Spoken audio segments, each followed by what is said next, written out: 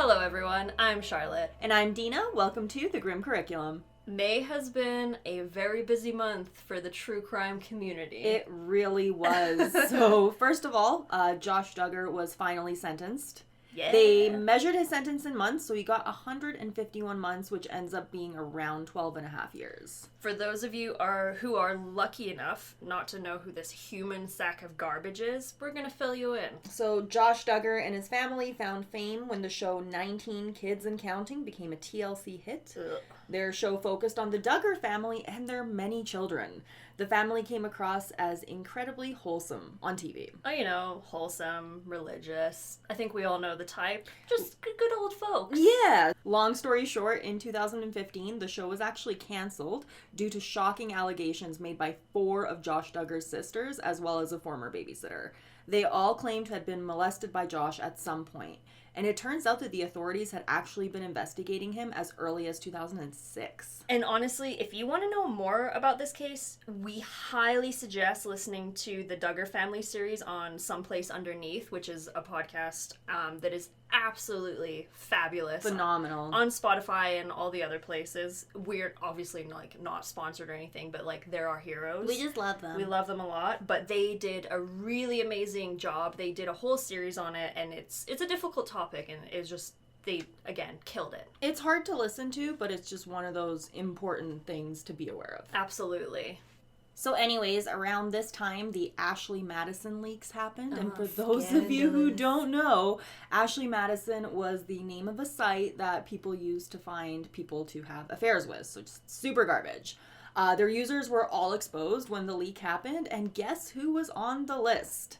He eventually announced that he had a pornography addiction and he sought treatment.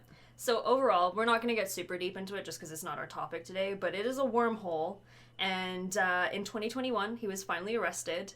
This time, the authorities, unfortunately, found CP on a computer that he shared with someone else.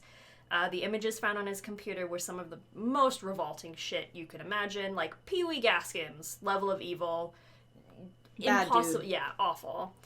We were both really curious to see where this trial went. The prosecutors, they were originally looking for 20 years. They got 12, which honestly, it's not nearly enough. No. He is someone who deserves the absolute worst things, and that's not something that either of us say lightly. No, and I mean, there's definitely people out there that deserve some horrible things, but you know what? We'll leave that up to karma to deal with.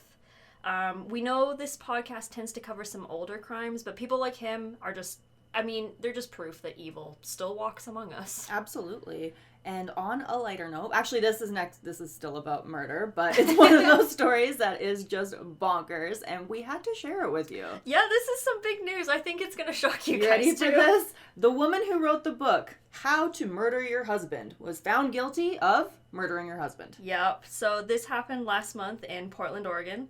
A self-published author named Nancy Crampton Brophy, 71 years old, was found guilty of second-degree murder after fatally shooting her husband, Daniel Brophy. Her how-to covers various different options for killing someone and getting away with it.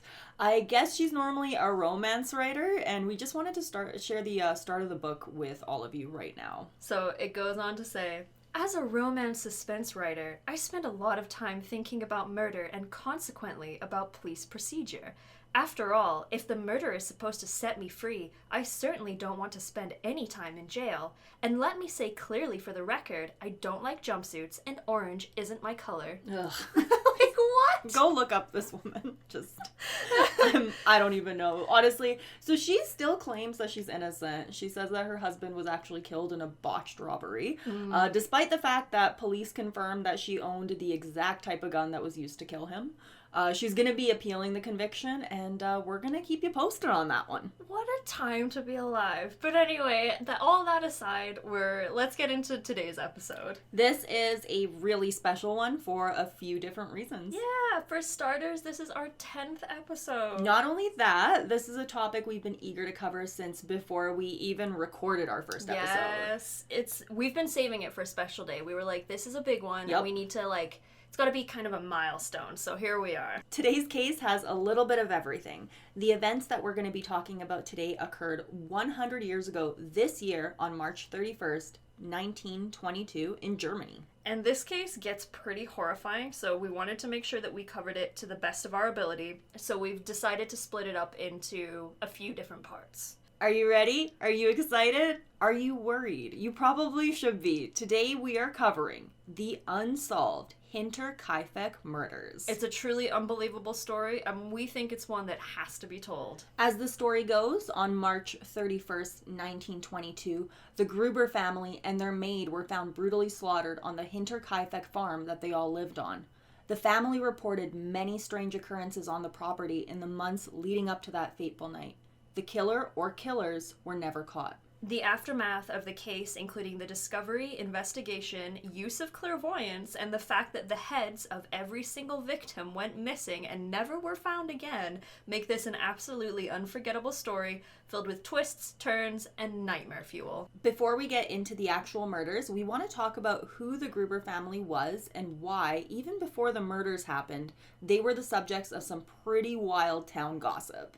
There is a lot of information to cover here, and that's why we're going to be covering this story in multiple parts. And I will say, I grew up in a pretty small, fairly redneck town, and, these guys have nothing on the, gossip and stuff that flies around. So, yeah, let's just dive right in. Let's go. Not a ton is known about the history of the farm. However, German archives were able to provide us with a little bit of information. We do know that the farm was originally built in the 1860s on vast Bavarian farmland, and it actually sounded like a really beautiful place. It was located less than a mile away from the town of Grobern and the town of Kaifeck. Yes, and for those of you interested, Hinter means behind in German, so the name of the farm simply meant behind Kaifeck. Understanding the layout of the house will help you understand the story more, so let's get into that. So the farm itself was pretty simple. It consisted of one large L-shaped building that housed the machinery, barn, and living area. There was also a second smaller building that served as a tool shed. The rest of the farm consisted of dense forests. It was incredibly isolated from the surrounding areas. We were able to find a farm layout that we translated from some German archives. The main door of the house led to the kitchen. However, due to the water pipe construction, it was not usable. So there were actually literally big pipes over the door. The family instead used the courtyard entrance as the main entry point to the house, and 3 more doors led off of the kitchen to the southwest of the house where the maid's room was located. From the northeast of the kitchen, you could enter the feed kitchen for the animals. From the southeast was a narrow hallway that led to the family bedrooms. The farm consisted of a stable, and the walls of the stable separated into a feeding alley and some stalls, as well as a long feeding trough. The barn was divided into sections for many different animals that the Gruber family would raise. The barn branched off into a small annex that held some motors as well as equipment to power their machines. All of the machines and their carriages were stored in the machine house. Makes sense. The barn also had an attic, and this is very important to take note of. The attic was not a full continuous attic and was not completely separated as a structure. That means that you could easily go from the barn to the living area. There was also some storage space for various grains, as well as a small room with a bed, drawer, and a smokehouse by the fireplace. The courtyard on the property had a basement under it where the family stored large quantities of food. The property even had a bakery, which they used as a laundry area, and apparently that was pretty common during this time. The farm was also supplied with water from its own well. Overall, the farm was very, very well established, especially considering the time. We don't actually know what kind of things the Gruber family mostly grew on their farm, but we do know that they had a large amount of various crops as well as livestock. They lived a fairly comfortable life. All things considered, they had a pretty good setup on the farm. They had a lot of commodities that a lot of folks probably didn't have in 1920s Germany. And we do want to mention, too, that we were able to find a really, really amazing post on Reddit. A user made a really detailed to scale diorama of the entire property, as well as the inside of the house, the inside of the barn, literally everything. And it really paints a picture, so I definitely recommend taking a look at that if you are more interested in it. Absolutely. Because understanding how this place was laid out will help you understand the story. Totally. In 1885, the original owner of the farm died and left the farm to his wife, Cecilia. About a year after the death of her husband, she married Andreas Gruber. He was a hard-working local, and she believed that he would not only make a good husband, but that he would be a valuable asset to have on the farm. She was older than him by a fair bit, too. He was 63 when they were killed, and she was 71. She was a widow with a lot of farmland, and it's easy to see why he would have jumped on the opportunity to work the farm with her. Little did she know that unfortunately Andreas was a man who was prone to violence, and he would take it out on her and their future children. Not a lot is known about the Gruber family. Most historical records regarding them before their deaths were either lost or destroyed in World War II, or they simply just didn't exist. What we do know is that they were considered reasonably wealthy. This drew a lot of attention to the family, who mostly kept to themselves. In 1887, the Gruber family grew when their daughter Victoria was born. What many people don't know is that in the early 1890s, the couple actually had another baby. They named her Sophie, but she died under mysterious circumstances. Some people speculated that she may have died due to Andreas having a violent outburst and hurting her, while many thought she died because of neglect. No one is really sure what happened to Sophie, but we do also need to play devil's advocate here and remind everyone that the mortality rate of children at this time was quite high. She may have died under mysterious circumstances, or maybe she just got sick. Either way, the couple was devastated by this loss.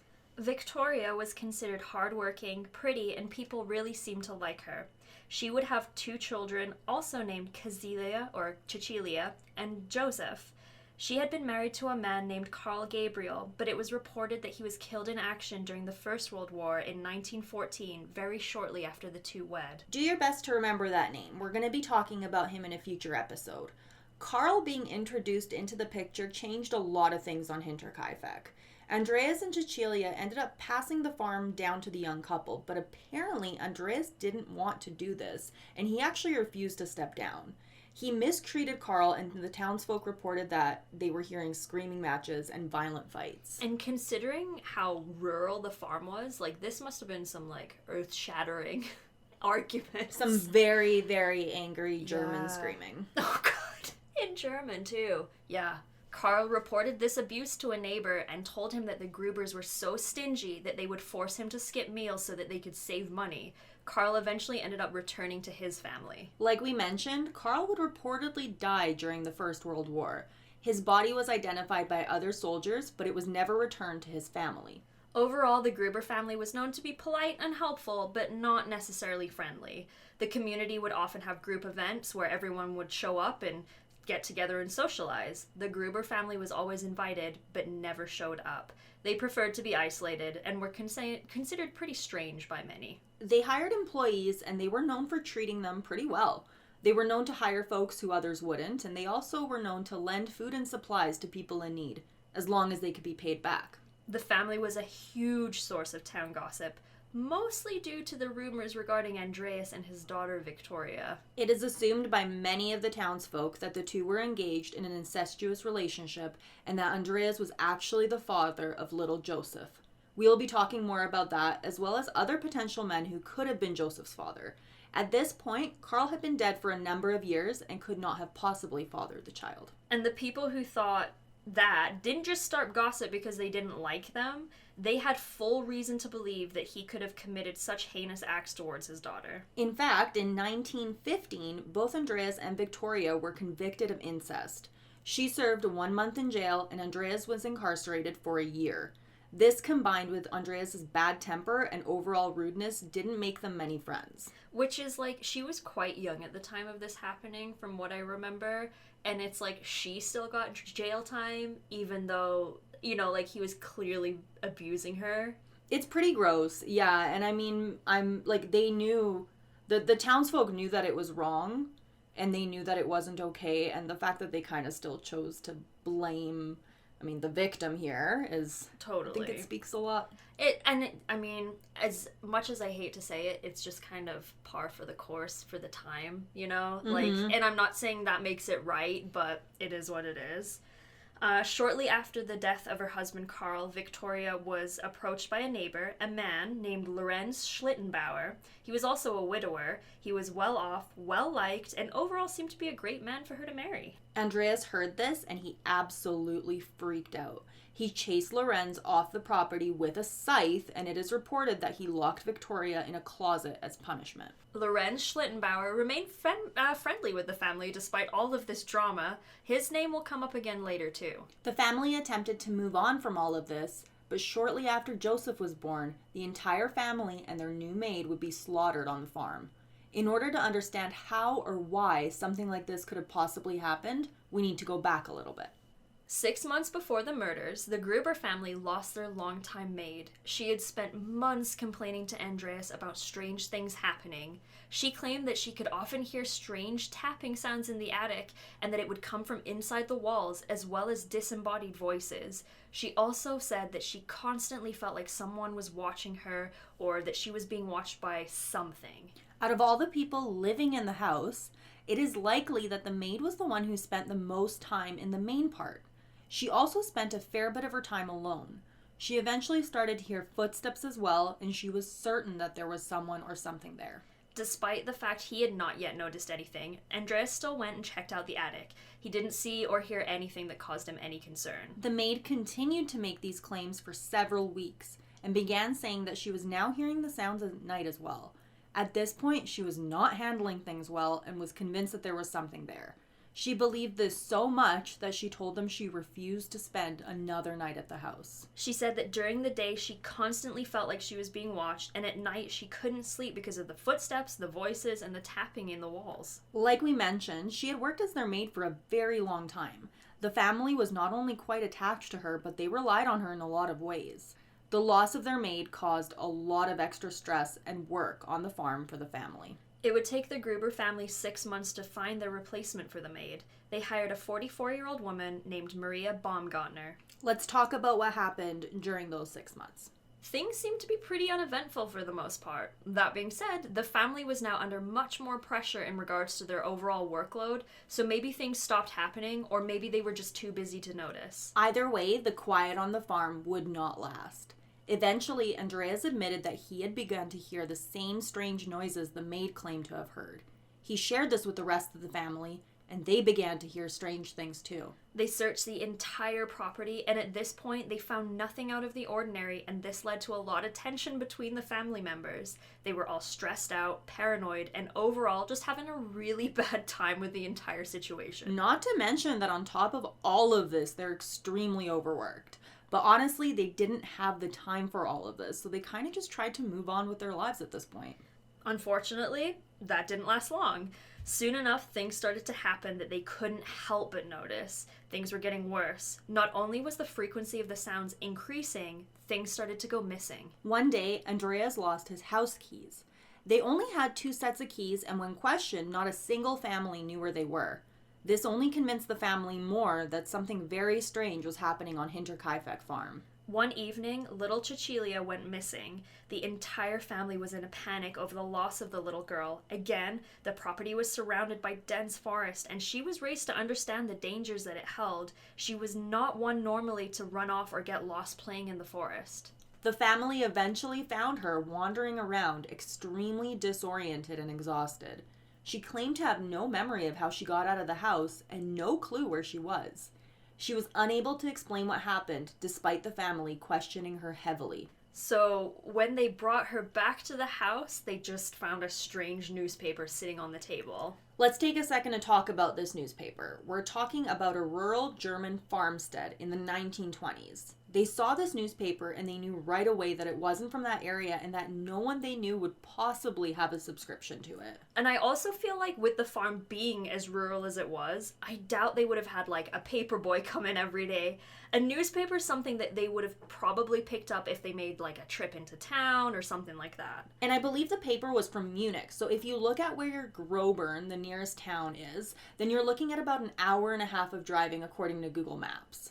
So taking into consideration that it would have been substantially longer of a trip for them in the 1920s, it was pretty unlikely that someone would just happen to have a newspaper from there. So soon after, the family discovered that someone had tried to break into their shed. So someone had very clearly tried to hack at the lock with a large instrument, and they had left behind several large gashes. Now remember how isolated this area is. The family would have been present on the property whenever this happened, and they didn't understand how someone could have done this without them hearing anything or without their dogs alerting them, especially considering the amount of damage that was done to the shed. And all of this kind of happened throughout the winter. The strange occurrences continued on into the spring. One morning, Andreas woke up first. There had been a huge spring snowstorm the night before, but what he found put him into full-blown terror. He opened the door to his house and he saw footprints leading right into the doorway he was standing in. He followed these footsteps to see where they had come from and was shocked to find that they had come from all the way in the forest, which was a long ways away. The most horrifying thing was that there were no footprints leading out of the house anywhere. He woke his entire family up and he questioned them about the tracks. He asked if anyone had seen or heard anything, and no one could provide him with an answer. Andreas couldn't figure out where the person was who left the footprints. He continued to search both the house and the entire property but found nothing. At this point, the entire family is terrified. And to be fair, I would be probably shitting my pants. Oh my god. Like, I would not have been able to sleep in a place where I thought someone could have been watching me from a crack in the wall. Like, what a freaking terrifying thought. Like, straight up nightmare fuel. Like, absolutely. And this person, whoever they were, obviously was being creepy just by being in their house. They knew what they were doing. But they were for sure messing with this family. Yeah. Like, they left the newspaper out on the table that they knew they would find. And I just had this, like, image of the person, like, instead of the person walking from the forest to the house, they were already in the house and walked backwards into the forest. Just some German guy in the snow just walking slowly backwards. Into the forest just to mess with this family. Oh, but picture that, because that's terrifying too. Dude, I'm picturing, like, this is Bavaria, so it's very, like, mountain, very forest. Yes. So I'm imagining a little German person in their lederhosen, like, oh, going back into... And that's the murderer? Did you solve it? Because that's even scarier. There's no good way to do this. It's all horrible. Awful. Honestly, like, it's just awful. this is the part of the story so far, because it's gonna get worse, don't worry. But this is really for me where it's just like, this is bad, things are gonna be bad.